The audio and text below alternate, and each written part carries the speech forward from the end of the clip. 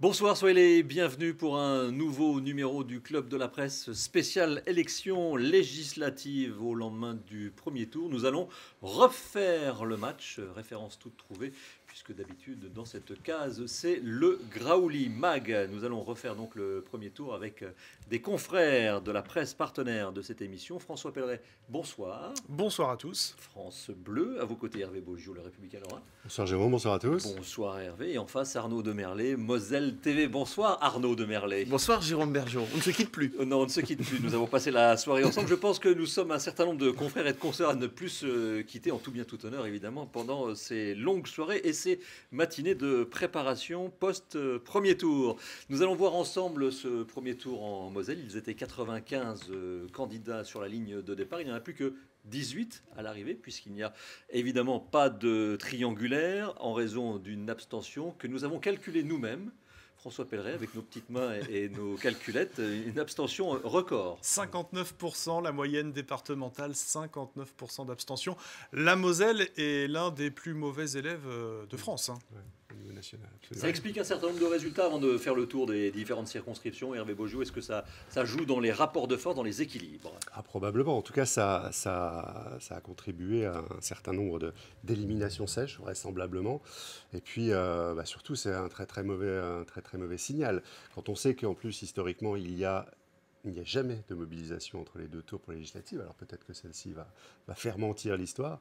Mais bon, ça laisse augurer d'un second tour assez brutal, lui aussi. Vous imaginez, vous aussi, que le second tour sera beaucoup moins suivi que le premier? Oui, je pense qu'on va vers une abstention record, même plus importante au deuxième tour, parce que je pense que certains déçus du premier tour vont préférer vaquer à leurs occupations plutôt que d'aller voter. Alors, ceci dit, je me demande si le fait d'avoir que des duels au second tour, ça ne permet pas aussi de guider les électeurs, d'y voir plus clair. Parce que quand on est face à 14 candidats, comme dans la 3e circo, qui fait partie de Metz. La 3e, oui. Voilà, 14 candidats. Le temps qu'on prenne de tout lire, de découvrir, de savoir qui est qui, là, on n'a pas le temps d'un mois. Je ne suis pas convaincu. Moi, je pense que si on a envie d'aller voter, on va voter. Si on n'a pas envie, on n'y va pas. Et puis en plus, si on est déçu des résultats du premier tour, on a encore moins envie. Donc moi, je pense vraiment qu'on sera peut-être autour de plus de 60% d'abstention. Bon, et nous verrons ça dimanche prochain. Nous serons en direct, Arnaud et moi, donc le nouveau couple de Moselle TV, dès 20h en direct de la préfecture. Et d'autres confrères y seront et on se croisera avec grand plaisir. Je vous propose que l'on commence ce tour d'horizon du premier tour avec les députés sortis. Oui. C'est une expression d'ailleurs que vous avez employée, je crois, en recevant Brahim Amouche hier à votre micro de France Bleu. Il a dit que vous aviez le sens de la formule, mais c'est le sens de la formule, c'est la réalité.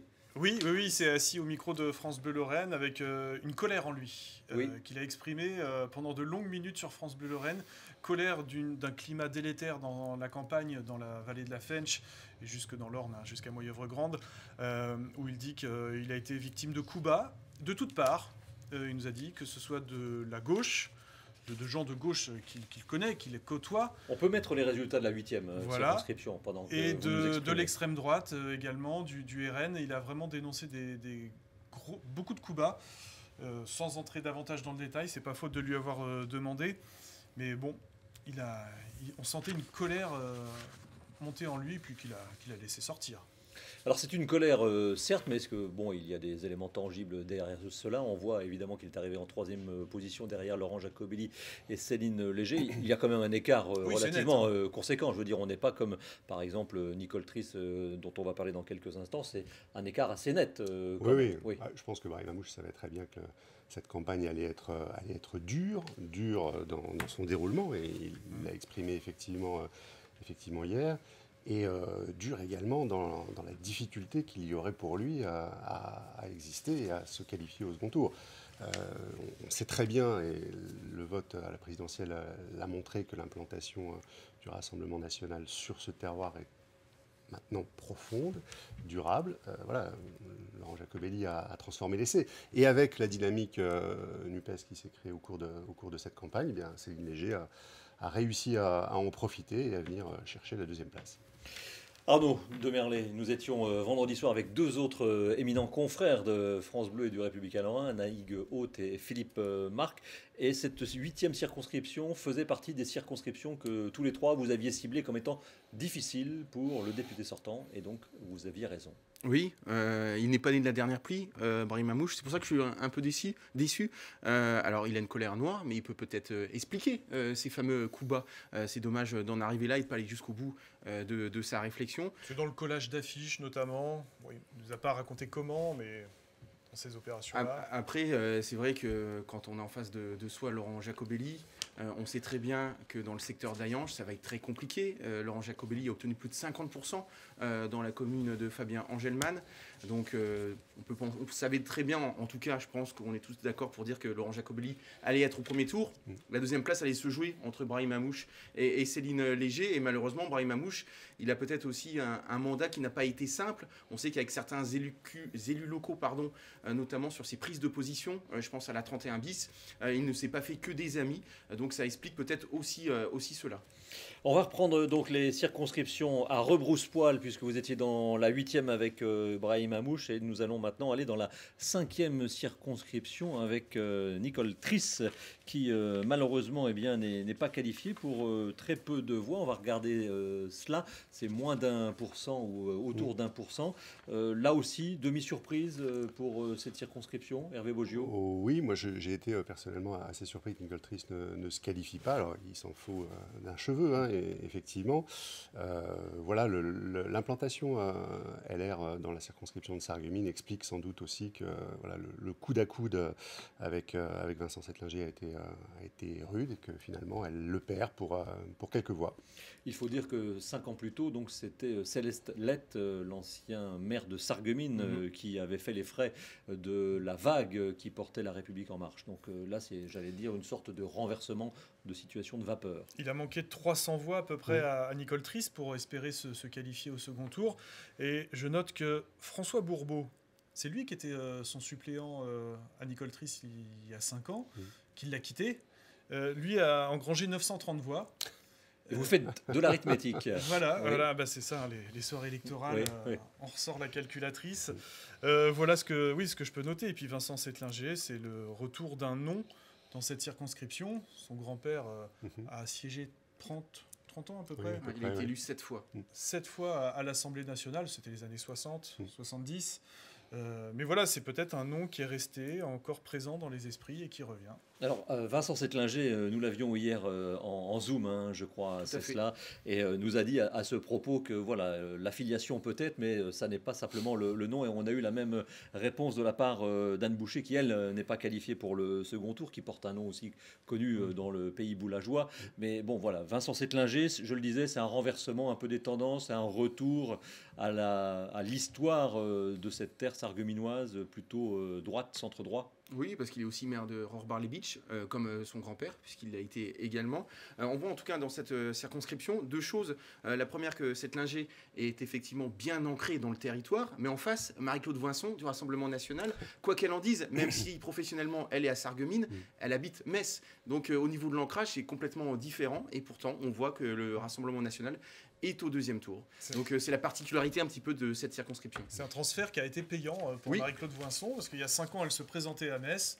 Là, elle a décidé de changer, parce qu'elle n'avait pas vraiment réussi à Metz il y a 5 ans. Et là, ça paye, elle est arrivée en tête quand même, avec 25,8%. Après, cette différence d'ancrage sera peut-être un des éléments d'explication du résultat du second tour. Ouais, on évoquera la percée du Rassemblement national dans quelques instants. Et j'aimerais qu'on termine donc avec les députés sortis, avec Richard Liogé dans la 3e circonscription. Bien qu'il ait tenté de nous faire croire qu'il y aurait un renversement possible alors qu'il était passé 22 heures et qu'il y avait 80%. Il y a eu renversement. Oui, il y a eu renversement, mais pas pour lui. Alors, c'est vrai qu'il avait vu juste. Il y a eu un renversement puisqu'il était seulement 4e ou 5e pendant longtemps, 4e dans les résultats partiels. On le voit là, il arrive 3e, mais avec quand même 4 points d'écart avec Françoise Grolet, et puis très très loin derrière Charlotte le Duc avec 10% de plus que lui.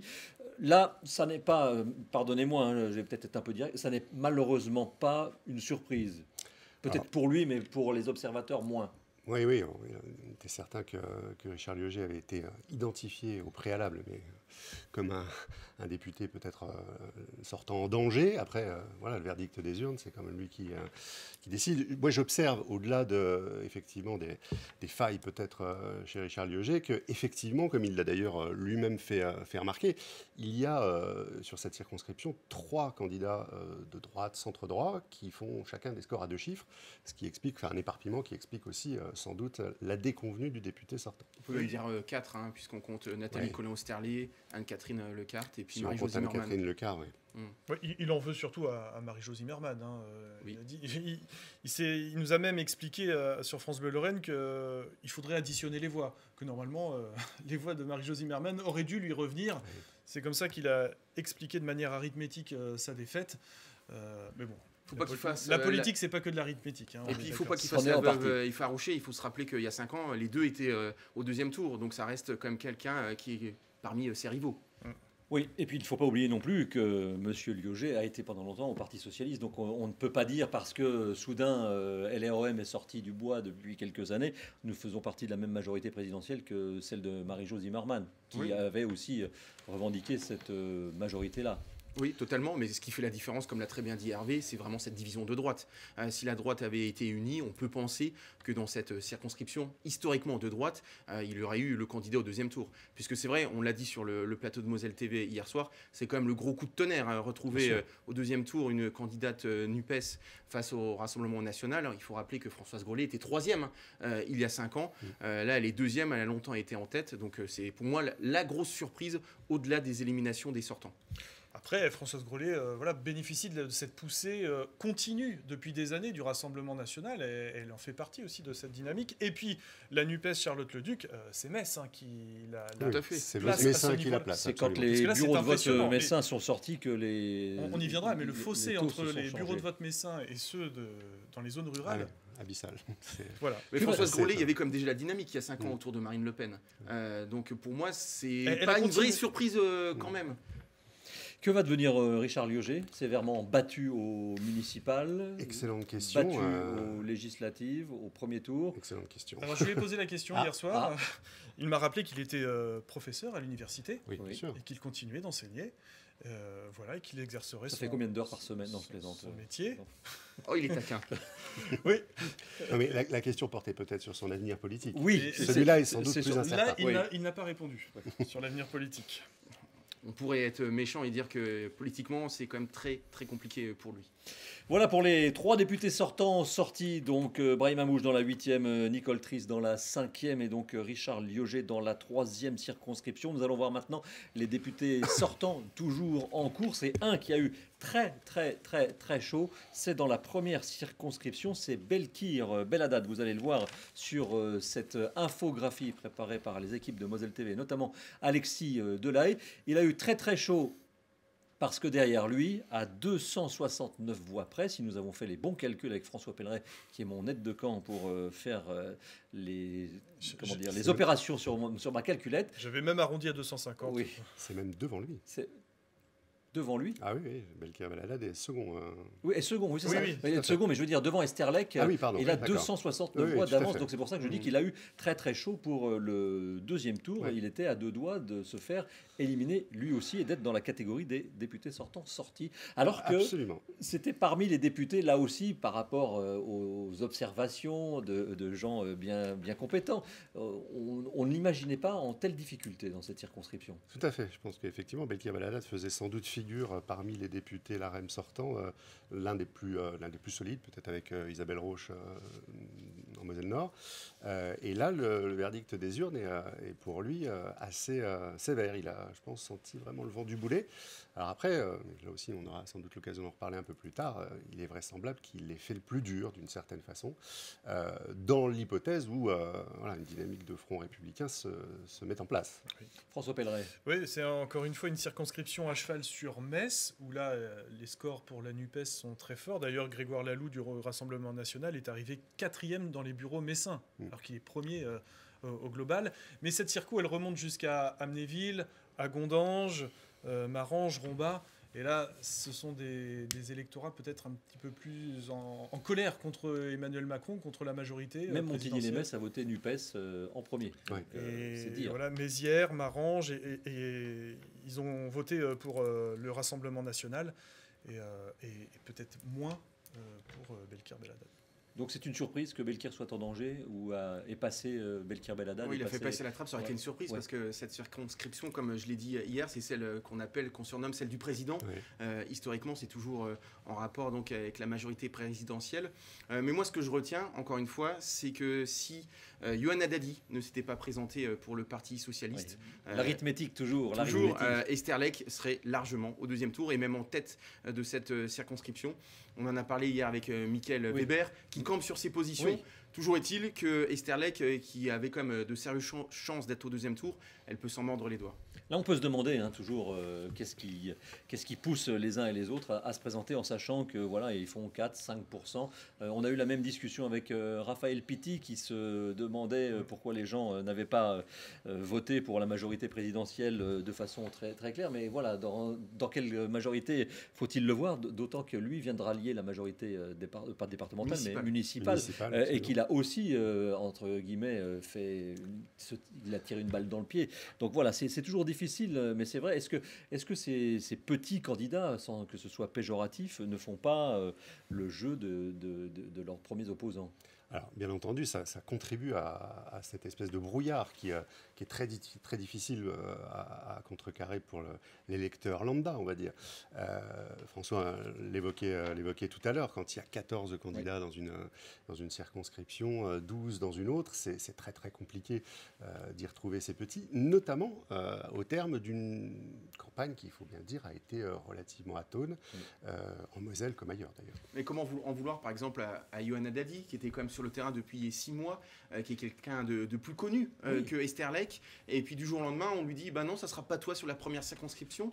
Il a envie de porter ses idées et c'est tout naturel, mais c'est vrai qu'au final c'est toute la gauche qui perd l'occasion vraiment. Mais vous qui êtes un homme de collectif et un homme de football, voilà, ça n'est pas parce qu'on a un bon numéro 10, 11 qu'il faut jouer tout sur lui. Il y a un moment, il faut aussi mettre le collectif en avant. Je suis d'accord avec vous, mon cher Jérôme, mais il faut peut-être mettre ses meilleurs éléments en avant. Et là, c'est vrai, je n'ai rien contre Esterlech, qui est charmante au demeurant, mais c'est vrai que Yohann Haddadi était bien plus implanté qu'Esterlech. Encore une fois, du PS, il n'y a qu'une candidate vraiment estampillée PS parmi la NUPES, c'est Brigitte Weiss.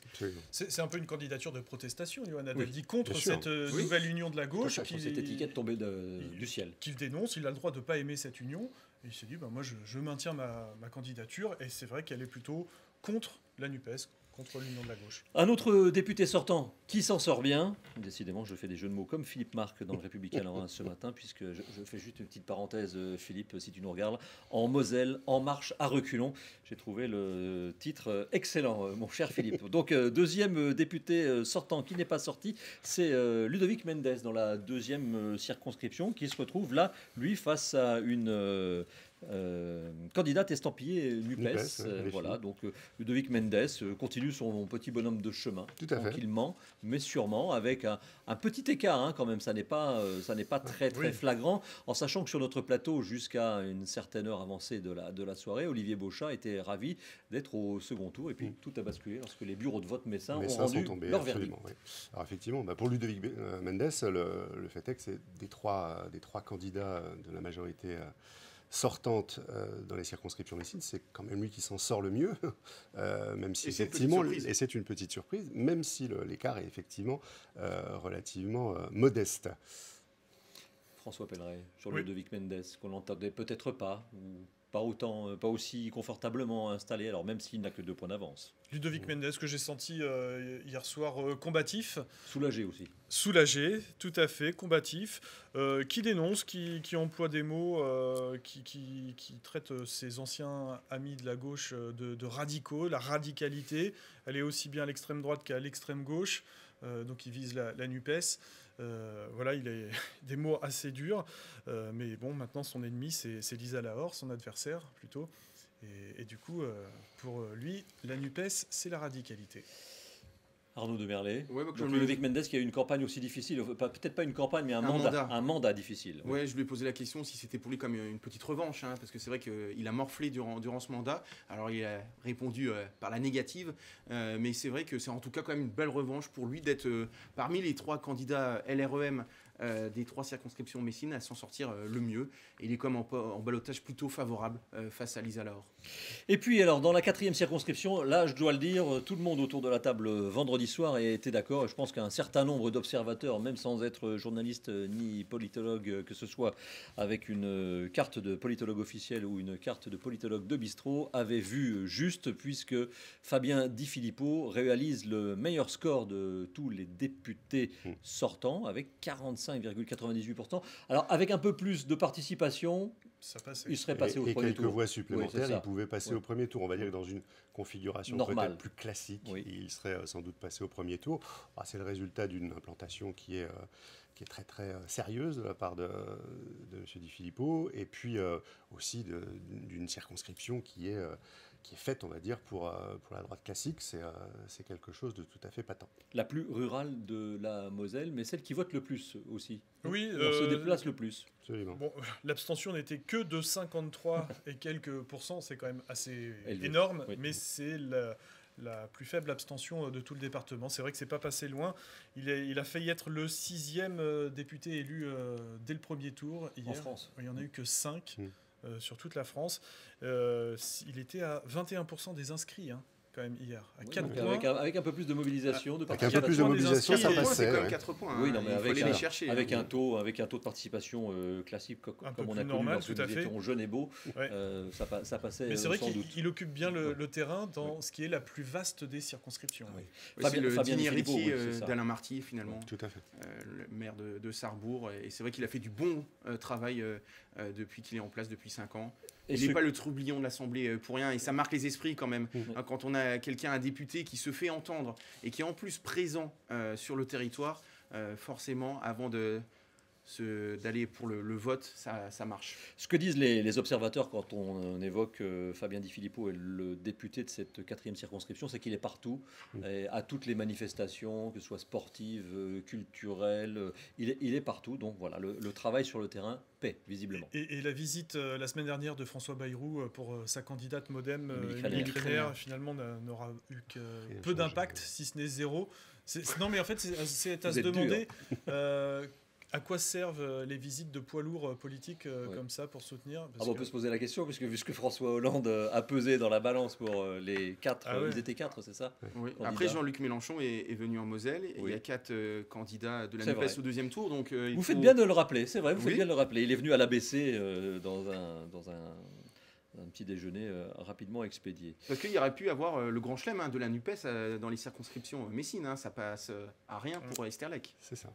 Allez, 6e circonscription, là aussi un député sortant qui n'est pas sorti, c'est Christophe Arendt. Christophe Arendt qui a fait aussi le boulot avec les frontaliers, notamment pendant la crise sanitaire, en défendant un certain nombre de points de vue pour qu'ils puissent continuer à se déplacer. Vous le voyez, il est arrivé en 2e position, assez loin quand même derrière le Rassemblement national représenté par Kevin Pfeffer, et largement devant le candidat de la NUPES. Tout à fait. Alors, c'est vrai que Christophe Arendt a eu un mandat compliqué avec la question franco-allemande, notamment pendant la crise sanitaire, enfin au plus fort en tout cas de la crise sanitaire. Ça lui a aussi offert une certaine visibilité. Après, on sait que le terroir en Moselle-Est, et singulièrement à Forbach, est assez favorable au Rassemblement national, ce qui explique le résultat. Il est effectivement assez largement derrière Kevin Pfeffer. Il va falloir rassembler les forces d'ici dimanche prochain. François Pelleret sur ce score. Ce score qui 22%, ça ne va pas être gagné d'avance pour dimanche prochain pour Christophe Arendt. Surtout que Kevin Pfeffer peut compter par exemple sur les voix d'Éric Diligent de Reconquête.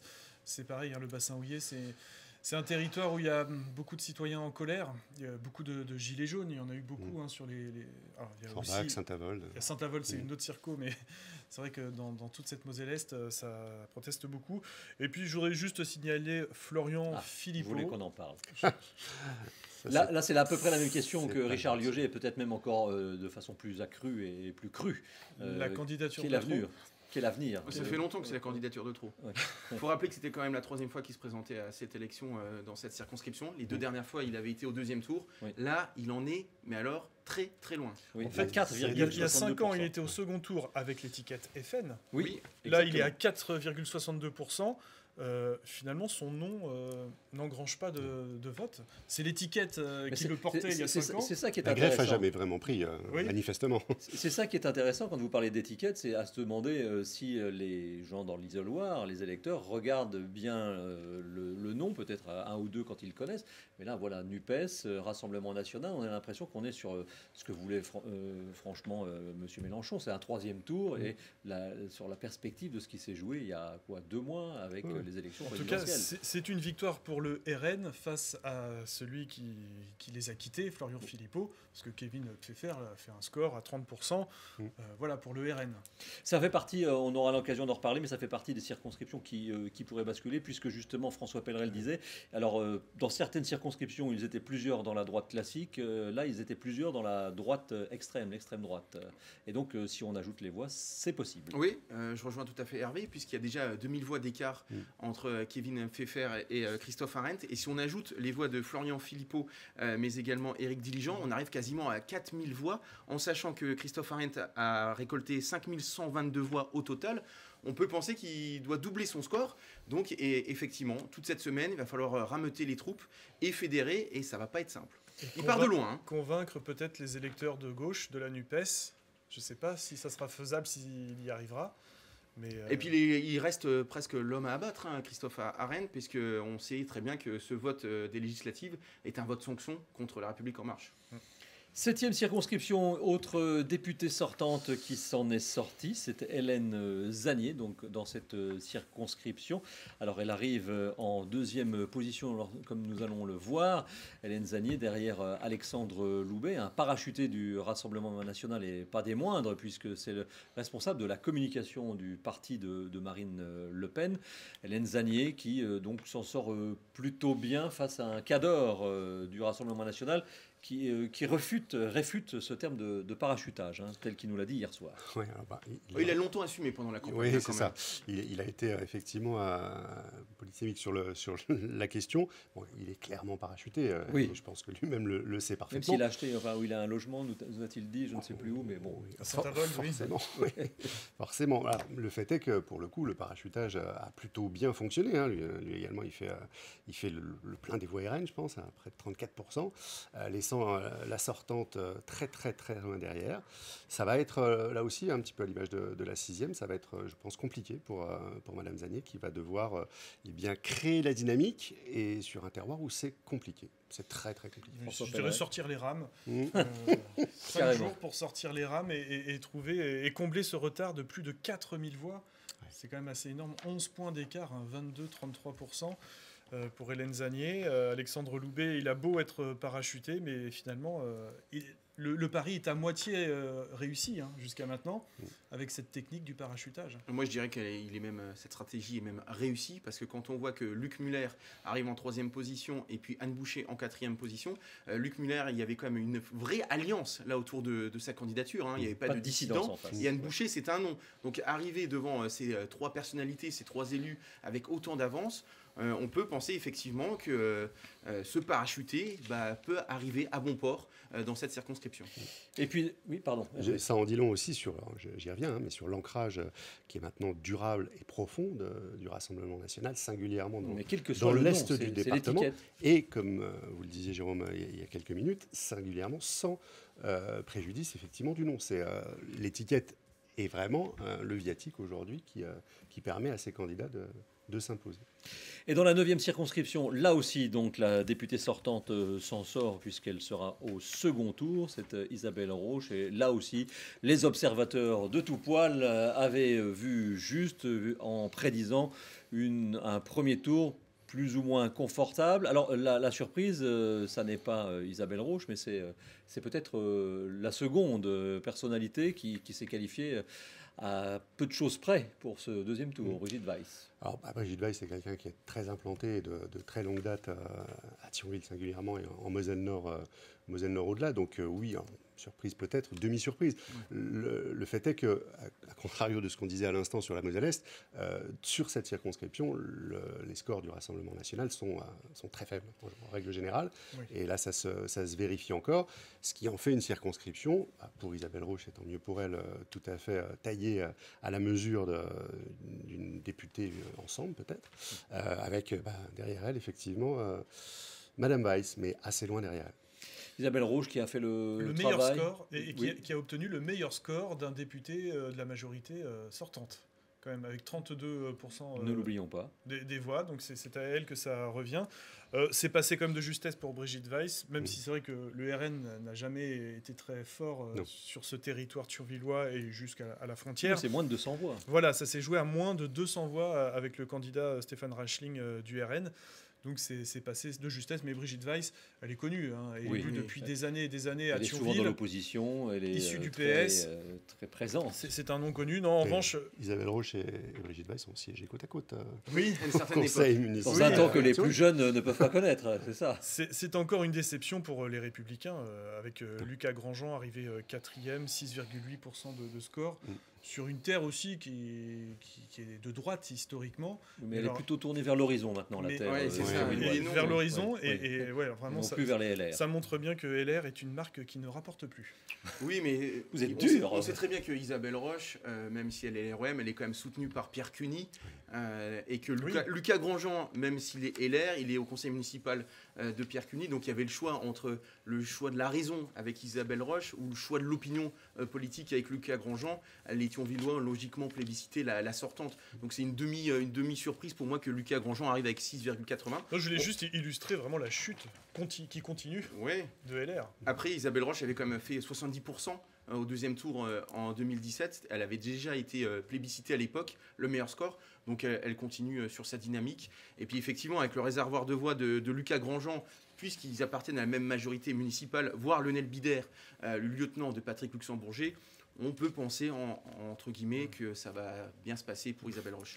Alors justement, vous évoquiez cette terre thionvilloise, plutôt une terre à droite, et jusqu'à ce premier tour des élections législatives, les planètes étaient alignées pour la droite messine, voire la droite mosellane, et j'irais même jusqu'à la droite Grand Est, puisqu'on avait Jean Rotner à la région, nous avions François Grosdidier ici à Metz et à la métropole, nous avions Pierre Cuny qui était à Thionville à la métropole aussi, sans parler de Patrick Weiten, s'il n'est pas encarté, il est plutôt droit, centre-droit. Et patatras pour la majorité messine municipale, puisque jusqu'à aujourd'hui, il y avait donc un alignement de planètes, sauf que là, pour les trois candidats qui étaient soutenus par François Grosdidier, eh bien aucun ne se trouve au second tour. On va voir les résultats. Donc dans la première circonscription avec Marie-Louise Kunz, c'était sa deuxième tentative. Elle arrive en 4e position derrière la NUPES. Comment expliquez-vous cela? Marie-Louise Kunz, on a beaucoup parlé de gens de terrain comme Johanna Dadi aussi. Marie-Louise Kunz, on ne peut pas lui reprocher de ne pas être vue, de ne pas être présente sur le terrain, par exemple. Ah non, absolument. Je pense que Marie-Louise Kunz fait les frais des 3 blocs qui se sont détachés dans cette campagne au niveau national, bien au-delà du territoire messin. Et d'ailleurs, ça se retrouve dans les résultats. Elle termine 4e derrière les représentants de ces 3 blocs. Je suis tout aussi surpris que vous. Thierry Horry, Nathalie Collin-Osterlé, Malou Kunz sont sont des gens qui travaillent depuis des années. Je pensais qu'ils avaient un peu plus de réseau, qui pourraient se mobiliser pour les porter un petit peu plus haut. Là, ils sont 4e, 5e. C'est peut-être la place du parti LR aujourd'hui dans un scrutin, comme à l'image de Valérie Pécresse. C'est de faire 4 ou 5. Voyons les résultats dans la deuxième circonscription, si vous le voulez bien, puisque vous avez déjà cité donc, Thierry Horry et Raphaël Pitti donc, dans cette circonscription. Voilà, ils sont 4e et 5e. Thierry Horry, qui nourrissait de grandes ambitions sur cette deuxième circonscription, même si évidemment rien n'est jamais fait avant que les électeurs se soient déplacés. Maire de Marly, avec un ancrage local très fort, c'est une surprise aussi, une grosse surprise pour sa famille politique et pour lui, évidemment. On ne parle pas de n'importe qui, que ce soit Thierry Henry qui est conseiller régional ou même Nathalie Colin-Osterlé qui est députée européenne. Effectivement, ce sont des noms, mais on voit bien sur cette élection, c'est une élection sanction. On surfe sur la dynamique de l'élection présidentielle. On ne vote pas forcément pour des noms qui sont bien implantés localement, mais on vote vraiment contre La République En Marche ou pour la NUPES pour Jean-Luc Mélenchon ou pour le Rassemblement National. C'est ça qui fait la différence et ça rejoint ce que vous avez dit tout à l'heure, c'est malheureux. Aujourd'hui, on vote davantage pour une étiquette que pour une personnalité et ça rejoint ce qu'on a dit aussi il y a 5 ans. Il y a 5 ans, La République En Marche aurait pu mettre n'importe qui. Jean-François l'avait dit lors de sa défaite face à Ludovic Mendes, une chèvre aurait pu gagner, et là, ça aurait pu être n'importe qui, parfois peut-être pour la NUPES ou le Rassemblement National, et on vote pour le parti plus que pour la personnalité. Voyons la 3e circonscription, je vous passe la main tout de suite. Dans la 3e circonscription, donc les résultats de Nathalie Colin-Osterlé, vous le voyez, elle arrive en 5e position, derrière Marie-Jo Zimmermann, qui pendant longtemps était plus ou moins qualifiée pour le 2e tour, et puis avec l'arrivée des bureaux messins, eh bien, ça a changé énormément de choses. Et Nathalie Colin-Osterlé, là aussi, donc, éclatement des produits de la majorité, entre guillemets, ceux qui pouvaient se revendiquer de la majorité présidentielle, puisqu'il y avait du monde de ce côté-là. Tout le monde disait je suis de la majorité présidentielle. Est-ce que ça a jeté un flou ? Oui et non. Moi, ce que je retiens vraiment de cette circonscription, pour moi, c'est la plus symbolique de la Moselle par rapport à la France, puisqu'on retrouve la NUPES et le Rassemblement National en tête. Et derrière, on retrouve pratiquement les 3 poids lourds, les 3 favoris, sur le papier en tout cas. Marie-Jo Zimmermann, Nathalie Colin-Osterlé et Richard Léoger, le tenant du titre. Donc c'est vrai qu'au départ, ces 3-là étaient sans doute ceux les plus à même de briguer le mandat. Et finalement, on retrouve... Alors c'est vrai que Charles Leduc est un petit peu connu, puisque c'est l'ex-président de l'association Attaque.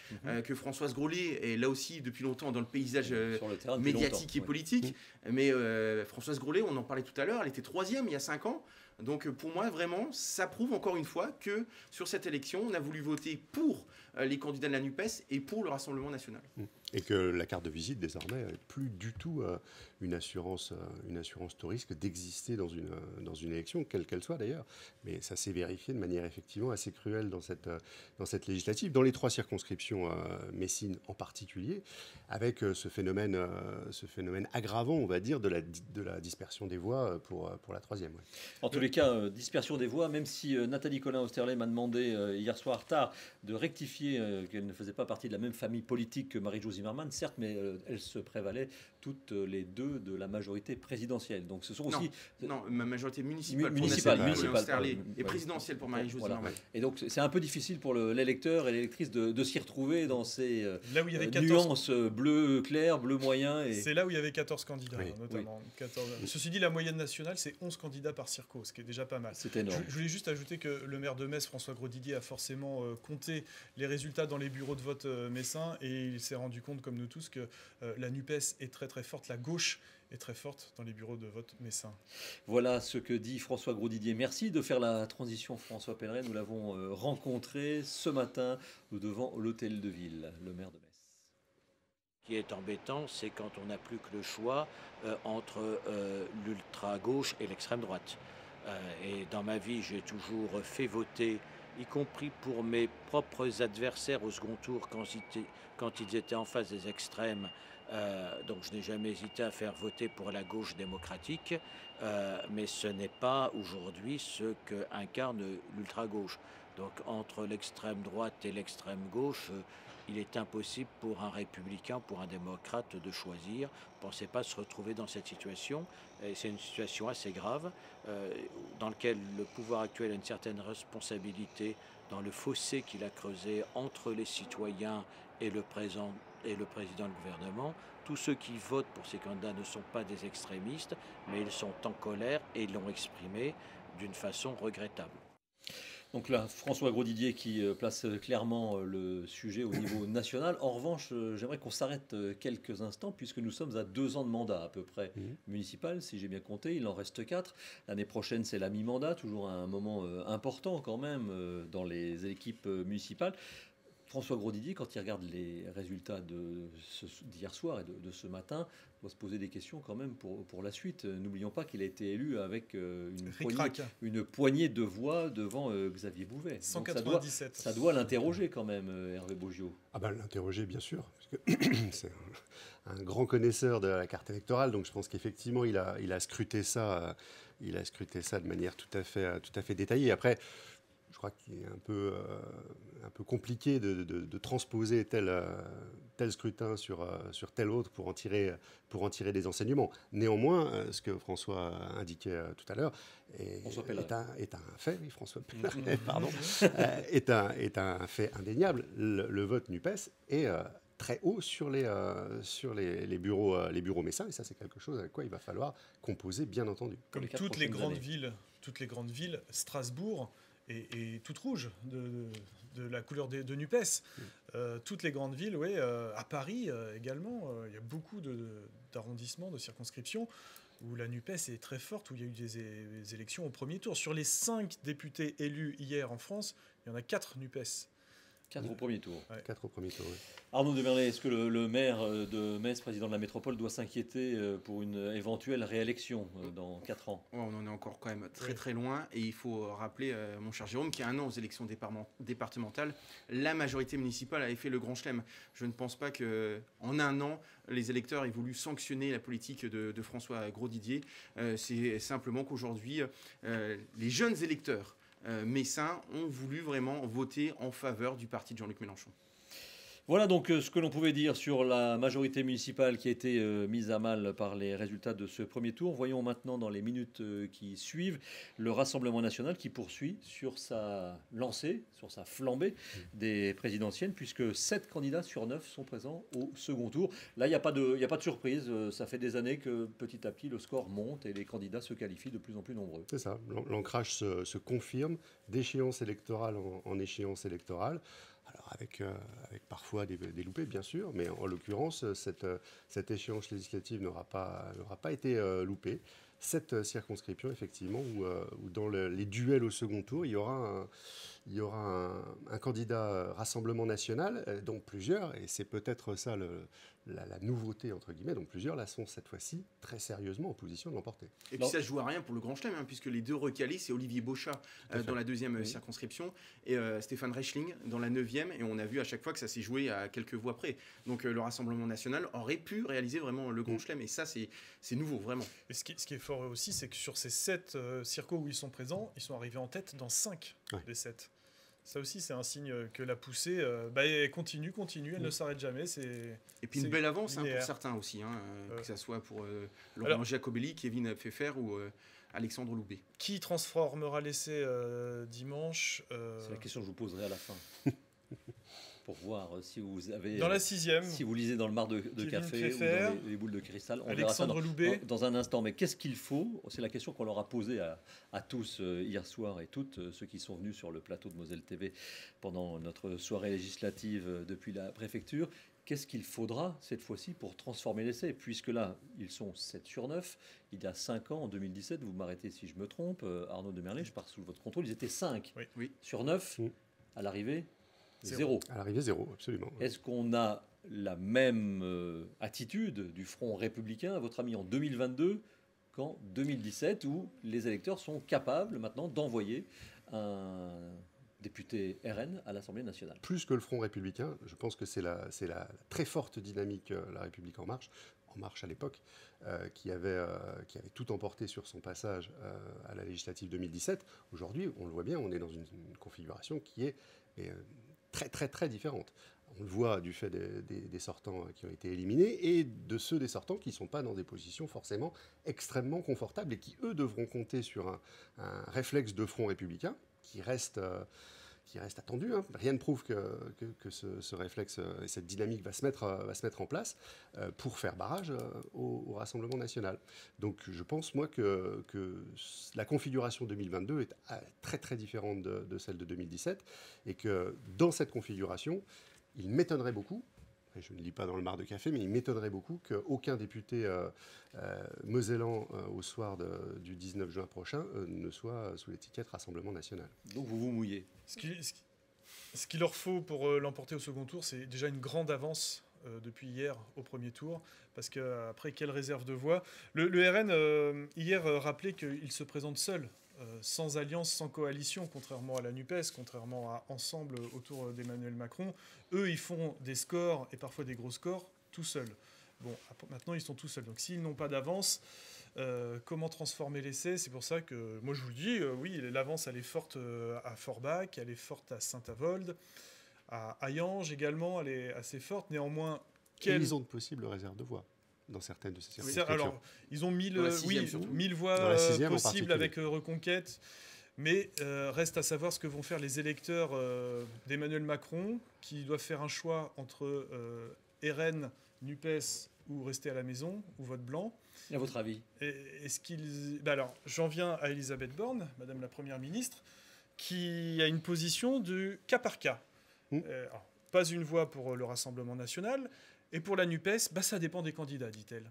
Ça dépend si... C'est un peu, le sketch des inconnus. Il y a le bon chasseur et le mauvais chasseur. Il y a le bon NUPES et le mauvais NUPES. Elle explique ça par les valeurs républicaines. Il faut qu'ils adhèrent aux valeurs républicaines. Ça veut dire quoi? Qu'ils n'y adhèrent pas tous.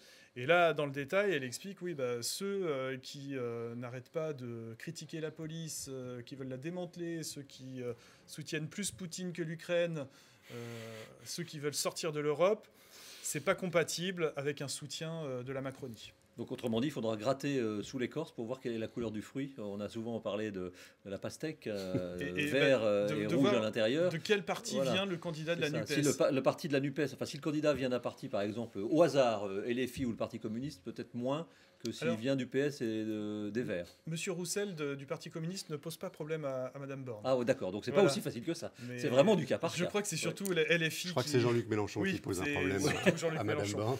Non, si on est vert ou socialiste, ça peut passer. Revenons sur nos députés, nos candidats Rassemblement National arrivés en deuxième semaine sur les 9 circonscriptions, 7 circonscriptions. C'est la question qu'on leur a posée. Qu'est-ce qu'il faut pour que ça change par rapport à 2017 pour qu'ils transforment l'essai? Je suis totalement d'accord et je pense que Hervé a bien résumé. Le contexte est totalement différent par rapport à 2017. Il y avait la dynamique de La République En Marche. Là, on en est très loin. Je le répète, La République En Marche est vraiment le parti à abattre. Et aujourd'hui, je pense que la NUPES ne donnera pas de consigne de vote si, par exemple, il y a un deuxième tour entre un candidat du Rassemblement National et La République En Marche.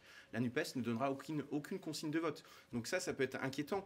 Et puis, on le voit très bien aussi par rapport à François Grosdidier dans son interview. Il parle de la 3e circonscription entre Charlotte Leduc et Françoise Grolet. Pour lui, c'est un petit peu, grosso modo, c'est en caricature, entre la peste et le choléra.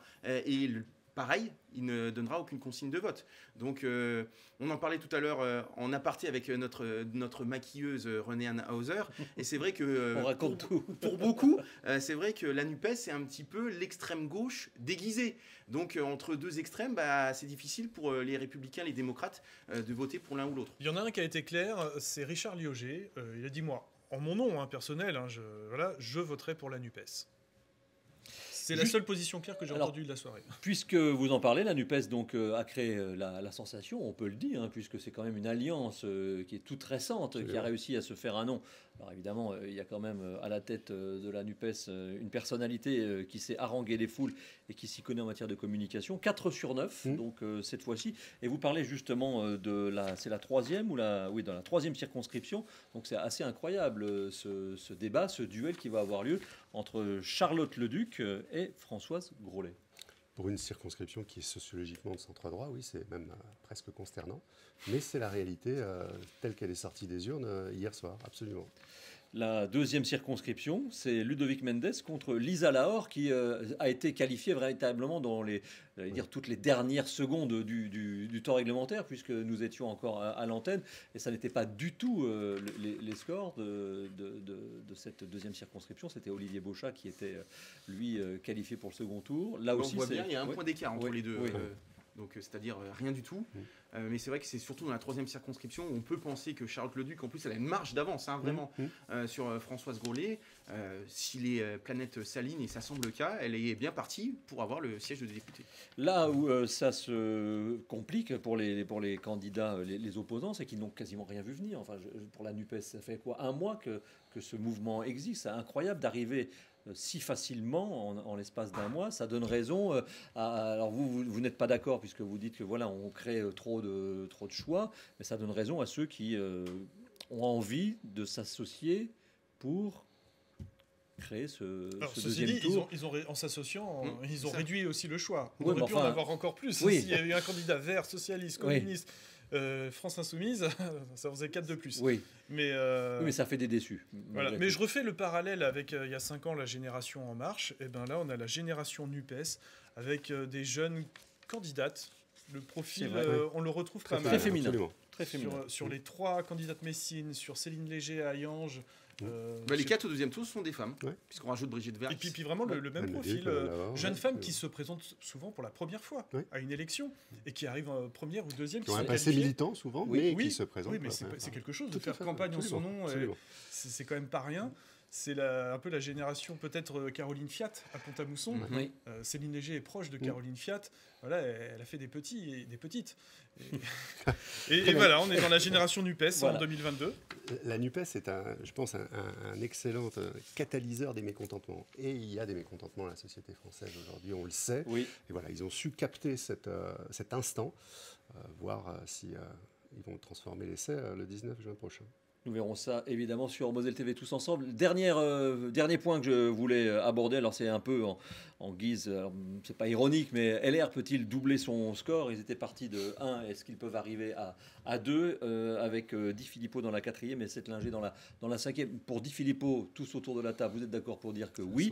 Dans la 5e, est-ce que Vincent Zettlinger pourrait donner un peu de baume au cœur à la famille LR, Arnaud Demerlet? La réponse est positive, puisqu'on peut voir, il est juste derrière Marie-Claude Voisson, et on peut penser effectivement... Là, elle n'a pas beaucoup de réserve de voix. Exactement, donc je pense qu'il peut être confiant, Vincent Zettlinger, pour s'imposer sur cette circonscription. On parlait du poids de l'ancrage, de l'enracinement également. Bon, là, en l'occurrence, dans cette circonscription, il n'y a pas photo entre les deux qualifiés. Alors, donnez-nous rapidement sur les 9 circonscriptions. Alors, 2 LR, je note. 2 LR. Allons-y, 2 LR. Après. LREM. J'ai pas l'habitude déjà de faire de paris sportifs, alors des paris politiques. Non. Arnaud Demerlet, vous lancez? Oui, pas de problème. Moi, je pense qu'il y aura 2 RN. Deux RN. Alexandre Loubet et Kevin Pfeffer. C'est 7 et 8. Non, 6 et 7. 6 et 7. Donc Jacobelli, non. Non, je pense que Laurent Jacobelli n'a pas autant de réservoirs. J'en suis à 4. 2 LR, 2 RN, il m'en manque 5, messieurs. Alors, il y aura une majorité, ça sera Isabelle Roche. Très bien. Élue à Thionville. Oui. Belkir Belhaddad, Ludovic Mendes également. 3, 4. Une NUPES, Charlotte-le-Duc, il m'en manque la un. 3e circo. Bon, c'est plutôt bien. Alors, je rappelle les résultats d'après les politiques journalistes qui sont autour de la table avec moi. 2 LR. Celle qui manque, c'est la 8e, où ça sera la balance entre RN et NUPES. Voilà. Donc, sur Céline Léger. Alors, 2 LR, 3 LREM, 1 ou 2 NUPES, 2 ou 3 Rassemblement National. Voilà le pronostic. On verra ça, évidemment, dimanche à partir de 20h. Merci de votre participation. Demain soir, débat sur la circonscription numéro 8. Numéro 8, donc entre Laurent Jacobelli et c'est Céline Léger, donc à 18h30 sur Moselle TV, avec évidemment des confrères représentant le Républicain Lorrain et France Bleu. À ne pas manquer donc pour vous faire vivre les débats d'entre-deux tours. Merci de nous avoir suivis. Très belle soirée sur Moselle TV.